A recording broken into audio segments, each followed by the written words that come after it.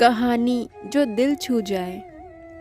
एक कपल को शादी के 11 साल बाद एक लड़का हुआ। वे बहुत ही प्रेमी कपल थे और उनका लड़का उनकी आंखों का तारा था। एक सुबह जब वह लड़का तकरीबन 2 साल का था, पति ने एक दवाई की बोतल खुली देखी। उसे काम पर जाने के लिए देरी हो रही थी, इसीलिए उसने अपनी पत्नी से उस बोतल को ढक्कन लगाने और अलमारी में रखने को कहा। लड़के की मम्मी रसोई घर में तल्लीन थी। वो ये बात पूरी तरह से भूल गई थी।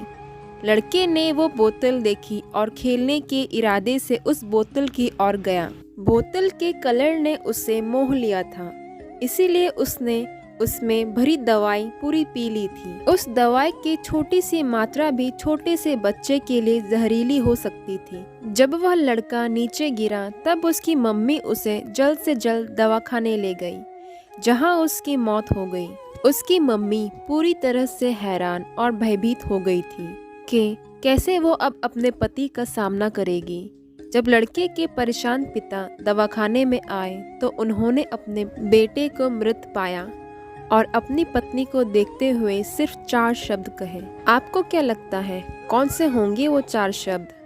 पति ने सिर्फ इतना ही कहा, आई लव यू डार्लिंग। उसके पति का अनअपेक्षित व्यवहार आश्चर्यचकित करने वाला था। उसका लड़का मर चुका था, वो उसे कभी वापस नहीं ला सकता था और वो उसकी पत्नी में भी कोई कसूर नहीं ढूंढ सकता था, क्योंकि अगर उस वक्त उसने खुद वह बोतल उठा के बाजू में रख दिया होता तो आज उसके साथ यह सब न होता। वो किसी पर भी आरोप नहीं लगा सकता था। उसकी पत्नी ने भी उनका इकलौता बेटा खो दिया था।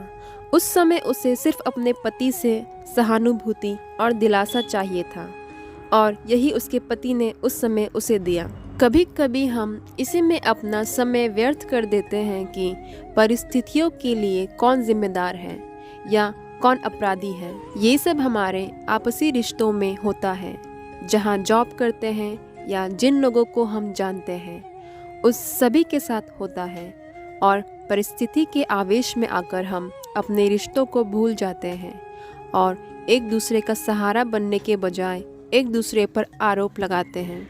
कुछ भी हो जाए, हम उस व्यक्ति को कभी नहीं भूल सकते जिसे हम प्रेम करते हैं।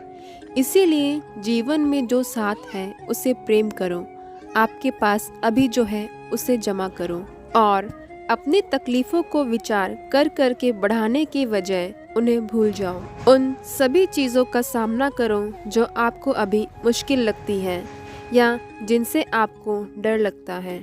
सामना करने के बाद आप देखोगे कि वो चीज़ें उतनी मुश्किल नहीं हैं जितना कि आप पहले सोच रहे थे।